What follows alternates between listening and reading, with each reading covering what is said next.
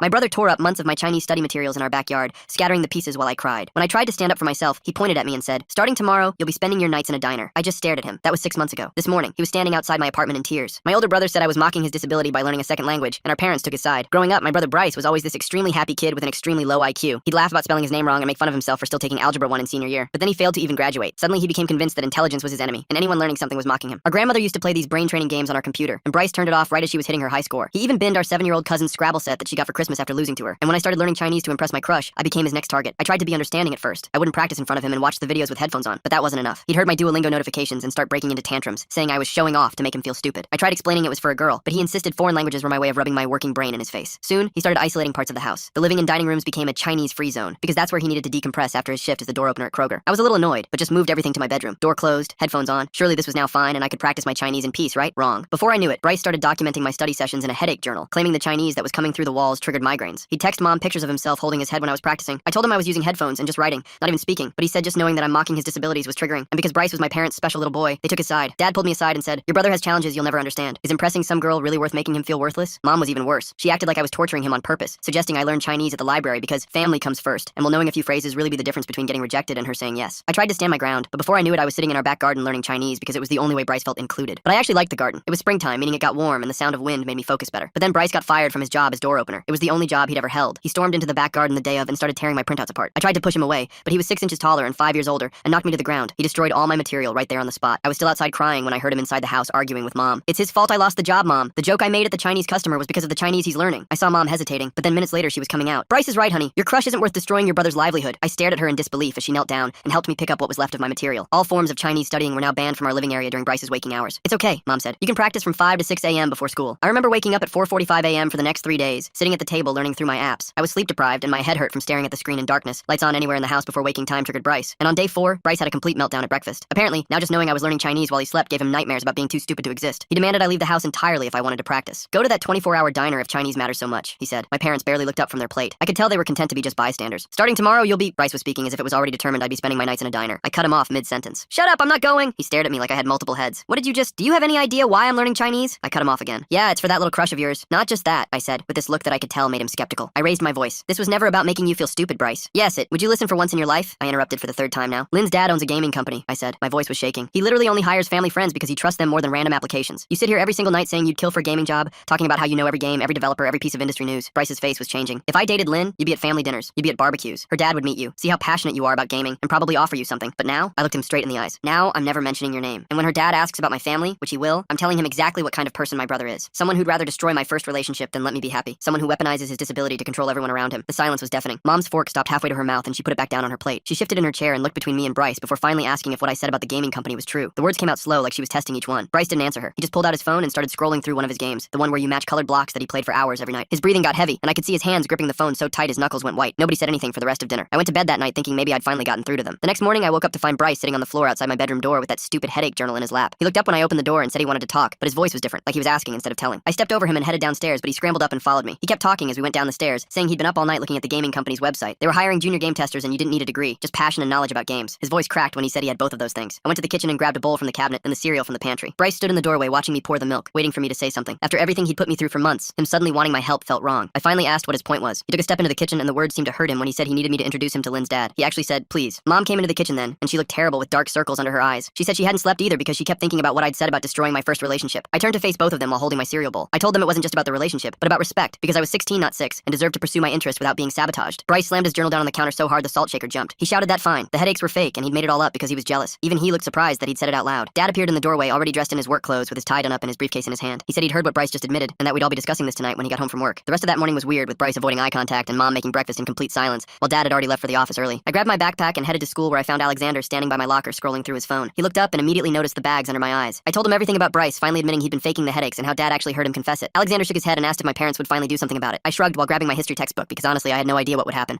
But Mom had seemed different last night, like maybe she was finally seeing what had been going on. We were about to head to first period when Lynn appeared at my locker holding her Chinese workbook. She smiled and said she'd heard I was learning Chinese, which was really cool, and asked if I wanted to practice together at lunch. My heart started pounding so hard I thought she might hear it, but I managed to nod and tell her I'd like that. Alexander grinned and made some excuse about needing to get to class early before walking away to give us space. This was exactly what I'd been working toward all those mornings studying in the dark, and all those hours in the garden before Bryce destroyed my materials. Lynn and I talked for another minute about which apps we were using before the warning bell rang, and we had to split up for class. The whole day dragged on with me barely able to focus on anything except lunch with Lynn and whatever whatever Dad had planned for tonight. When I finally got home that evening, Dad was already there with his tie loosened and sleeves rolled up, sitting in the living room with Mom and Bryce. Why did Bryce think his joke about Chinese customers was connected to his brother learning the language? That jump in logic is so strange, like he's looking for anything to blame except himself. The room that used to be Bryce's Chinese free zone now felt like a courtroom with Dad sitting forward in his chair, looking more serious than I'd ever seen him. He started by saying that Bryce had admitted to faking his symptoms, which was manipulation and abuse. The word abuse hung in the air like something toxic, because we'd never used that word in our family before. Bryce's face turned red, and he jumped up from the couch yelling that he was the one with the disability, and he was the one who couldn't learn things like I could while pointing at me like I was the criminal here. Mom finally spoke up in this quiet voice saying that having a disability didn't give him the right to control others, and that she thought she'd been enabling him. I couldn't help the bitter laugh that escaped when I reminded her she'd made me study Chinese at 5 in the morning in complete darkness, because Bryce claimed he was having nightmares about it. 3 days later, Bryce had gone completely quiet and spent most of his time locked in his room with his laptop, which was weird because he usually watched TV in the living room from morning to night. Mom would bring him meals on a tray, but she wasn't doing the whole cutting his food into bite-sized pieces thing anymore, just left the plate by his door and walked away. I could hear him typing away at all hours, printing stuff out on our old printer that made this awful grinding noise every time it spit out a page. At school, Lynn and I had started meeting up during lunch to practice Chinese together, sitting under the big oak tree behind the cafeteria where nobody really went. She'd bring these flashcards her mom had made, and we'd quiz each other while eating our sandwiches, and she was way better than me, but never made me feel dumb about it. One day she mentioned her dad was looking for game testers for their new project, asking if I knew anyone who was really passionate about gaming. I froze with my sandwich halfway to my mouth because of course I knew someone, but part of me wanted to say no, wanted to punish Bryce for everything he'd put me through. But then I thought about what it could mean for our family if he actually got a job he cared about, how maybe things could change. That Friday night after dinner, I was heading to my room when Bryce cornered me in the hallway, shoving this thick stack of papers at me that he'd clearly spent hours putting together. The portfolio had every single game Miller Interactive had ever made with detailed analysis, screenshots he'd printed in color, even though Mom always yelled about ink costs, and these long paragraphs about game mechanics and story development. I flipped through page after page, shocked at how good it actually was, how he'd noticed things about the games I'd never even thought about despite playing some of them myself. He stood there watching me read, shifting his weight from foot to foot like a little kid waiting for test results. When I looked up at him, he said quietly that he wasn't stupid about everything, just most things, and it was the most vulnerable I'd ever seen him in my entire life. The next week I finally mentioned Bryce to Lynn while we were practicing, carefully telling her my brother was obsessed with her dad's games and actually knew more about them than anyone I'd ever met. She immediately perked up, saying her dad loved meeting true fans, and maybe Bryce could come to their weekend barbecue. When I got home and told Bryce about the invitation, his eyes actually filled with tears, and he kept asking if I was really doing this for him after everything that had happened. I told him I was doing it because it was the right thing to do, but made it clear that if he embarrassed me or made any comments about Chinese people, we were done forever, and he nodded so hard I thought his head might fall off. The day of the barbecue came way faster than I expected, and Bryce spent the entire morning in his room trying on different shirts. I could hear him through the wall practicing conversation starters with Mom, who kept telling him to just relax and be himself. She helped him pick out his nicest jeans, and even ironed his favorite gaming shirt that had some retro controller design on it. They spent almost 3 hours going over topics he could talk about if the conversation got awkward. When we finally got in the car to drive to Lynn's house, Bryce's hands were shaking so bad he couldn't even buckle his seatbelt properly. The whole ride there, he kept asking me what if questions about messing up or saying something dumb. We pulled up to this huge house with perfect grass and a 3-car garage, and Bryce just froze in the passenger seat. He wouldn't get out of the car for like 5 whole minutes and kept saying maybe this was a bad idea. His usual confidence where he'd boss everyone around was completely gone, and he looked like a scared little kid. I told him to just be the version of himself who loves games, not the version who tears up homework. He nodded and finally got out, but his legs were shaking as we walked up the driveway. Lynn answered the door with this huge smile and led us through to the backyard where her dad was grilling burgers. Mr. Johnson turned around with this warm smile and shook both our hands like we were important business partners or something. The second Bryce mentioned he'd beaten every achievement in their latest game, Mr. Johnson's whole face lit up. He started asking Bryce about specific mechanics and boss fights, and Bryce just came alive talking about frame rates and difficulty curves. All that stuttering and nervousness disappeared as he explained his strategy for the final boss that apparently only 2% of players had beaten. Mr. Johnson was leaning in, asking follow-up questions, and even called over some other guy who worked at the company to hear Bryce's analysis. They stood there for like an hour straight just talking about game design and player retention rates and stuff I didn't even understand. Lynn grabbed my hand and we went to get food while they kept talking by the grill. 2 hours into the party, I looked across the yard and Bryce was still deep in conversation with Mr. Johnson and 2 other employees. Lynn squeezed my hand and said my brother really knew his stuff, which made me feel weird because I'd never heard anyone compliment him before. We stayed until almost 9, and when we got home, Mom was waiting in the living room asking how it went. Bryce couldn't stop talking about how Mr. Johnson wanted to see his portfolio of game reviews he'd been writing. Mom actually started crying on the phone when she called me later that evening, saying Bryce hadn't been this happy in years. She kept thanking me for giving him this chance and saying maybe things could finally turn around for our family. I felt this weird mix of being happy for him, but also still mad about all the months of hell he'd put me through. I told her he needed to earn this opportunity and that one good day didn't erase what he did to me. She got quiet and said she understood, but I could tell she just wanted everything to go back to normal. The next morning, I was barely awake when Bryce burst into my room without even knocking. He was holding his phone and practically jumping up and down saying Mr. Johnson had emailed him about taking a real test. Not just a conversation, but an actual game knowledge test that could lead to an internship at the company. His excitement was so intense I thought he might pass out from not breathing properly between words. I told him that was great, but made sure to remind him this all came through my relationship with Lynn, the relationship he'd tried to destroy when he ripped up my Chinese homework and got me banned from studying in my own house. His face went from pure joy to something I'd never seen on him before, like actual shame was hitting him for the first time. He sat down on the couch and put his head in his hands, stayed quiet for maybe 30 seconds, which was the longest I'd ever seen him go without talking. When he looked up, his eyes were wet, and he asked me how he could make things right. I didn't have an answer ready because honestly, I never expected him to care about making anything right. Over the next week, something weird happened in our house. Bryce started studying for that test like his life depended on it, but not in his usual way where everyone had to suffer with him. He wore headphones, kept normal hours, didn't demand we all be silent when he was working. He'd set up at the kitchen table with his laptop and notebooks, writing down everything he knew about different game studios and their histories. Mom kept bringing him snacks and drinks, but he'd just nod and keep working, not making a big deal about needing special treatment. Dad noticed it first, pulled me aside one evening while Bryce was in his room reviewing his notes. He told me it was like having a different son, and that he should have stepped in years ago instead of letting things get so bad. The apology felt weird coming from him after all this time, but I could see he meant it. 3 days before the test, Bryce started getting nervous, pacing around the house and asking me questions about what Mr. Johnson might ask him. The morning of the test, he threw up twice before breakfast. Couldn't keep anything down. Hands shaking so bad Mom had to button his shirt for him. He kept asking what would happen if he failed, if he was too stupid even for this chance. I told him he wasn't stupid about games, that Mr. Johnson had seen that already, and to just trust what he knew. The words felt strange coming out of my mouth after everything he'd put me through, but I meant them. He left for the test looking like he might pass out but determined. The next 2 weeks waiting for results were the strangest our family had ever been. Bryce was anxious but not mean about it, didn't take it out on anyone, just kept refreshing his email every 10 minutes. Bryce spent 3 hours practicing conversation topics with their mom before the barbecue. That's such careful preparation operation for someone who usually just demands things. How did his brain switch from memorizing game details to remembering social rules? Mom supported him without babying him for once, telling him whatever happened, they were proud he tried. Dad actually sat at dinner with us and asked about everyone's day, instead of hiding in his office. At school, things were good too. Lynn and I were officially together and everyone knew it. Alexander kept joking that I'd turned family dysfunction into a relationship strategy, but he wasn't completely wrong about that. Lynn thought the whole situation with Bryce was crazy, but she was glad something good might come from it. Mrs. Rodriguez pulled me aside between classes one day, said my teachers had noticed I seemed happier lately and wanted to check if everything was okay at home. She'd been worried about me since sophomore year when I'd shown up to school exhausted from those early morning study sessions. I told her things were actually getting better, and she looked genuinely relieved. 2 weeks and 3 days after the test, we were all at dinner when Bryce's phone buzzed. He grabbed it so fast he knocked over his water glass, hands shaking worse than test day. He tried to open the email but couldn't manage it, shoved the phone at Mom and asked her to read it. She opened it and started reading out loud about how they were pleased to offer him a position in their game testing department. Bryce completely lost it, started sobbing harder than I'd seen since he was maybe 8 years old. He kept saying he got it, that someone actually wanted him for his brain, not to spite it. Mom was crying too. Dad got up and actually hugged him, which I hadn't seen in years. Even I felt something in my chest watching him realize he was worth something to someone who wasn't family. Dad went straight to the kitchen and came back with a bottle of champagne we'd been saving since New Year's, popping it right there in the living room while Mom kept wiping tears from her face and pulling Bryce into these tight hugs every few minutes. Bryce sat on the couch reading that offer letter again and again, his finger tracing each line like he was scared the words might change if he looked away, and I watched him mouth the salary number at least 20 times before Dad poured everyone a glass, even giving me half of one. The whole thing felt like watching a different family, like aliens had replaced the people I'd lived with for years, because Dad was actually talking about Bryce's future, and Mom was making plans for his first day, instead of just worrying about his feelings. We stayed up until almost midnight talking about the job, about gaming, about everything except Chinese or disabilities or any of the stuff that had torn us apart for months. Around 11 that night, I was already in bed when I heard the knock on my door, soft at first, then a bit louder, and when I opened it, Bryce was standing there looking more uncomfortable than I'd ever seen him, shifting his weight and staring at the floor. He started talking fast, saying he'd been jealous of everything about me, not just the Chinese, but how I learned stuff without trying, made friends without thinking about it, did all the things that felt impossible for him. His voice cracked when he admitted he'd wanted to punish me for being everything he couldn't be, for having the brain that worked right, for making him feel broken just by existing. I told him I knew, that I'd figured it out months ago, but knowing why didn't make it okay that he'd made my life hell, destroyed my stuff, gotten me kicked out of my own house at 5 in the morning. He nodded and pulled out his phone, showing me a shopping cart full of Chinese learning books and apps he'd been researching, saying he wanted to use his first paycheck to replace everything he destroyed, and maybe I could teach him some basic phrases for work since there might be Chinese clients. The next 2 weeks passed in this weird adjustment period, where Bryce would practice saying hello and thank you in Chinese while getting ready for work, wearing his new more interactive t-shirt around the house like it was made of gold. Mom started telling him no for the first time I could remember. Like when he wanted to skip his first team meeting, she made him go anyway, and Dad actually stayed in the room during family dinners instead of disappearing to his office. Everything felt different but fragile, like we were all learning how to be a family again. And when Alexander came over 3 weeks later, he stopped in the doorway and looked around like he'd walked into the wrong house. He kept saying the place felt different, lighter somehow, like everyone could finally breathe without worrying about setting off a bomb, and even pointed out that I was doing my Chinese homework at the kitchen table instead of hiding. Things were going well until about a month into the job when Bryce came home early one Tuesday, looking like someone had died, his face white and his hands shaking as he told us he'd made a huge mistake in testing that might get him fired. He'd missed a major bug because he'd been showing off to his team lead about knowing some obscure game mechanic,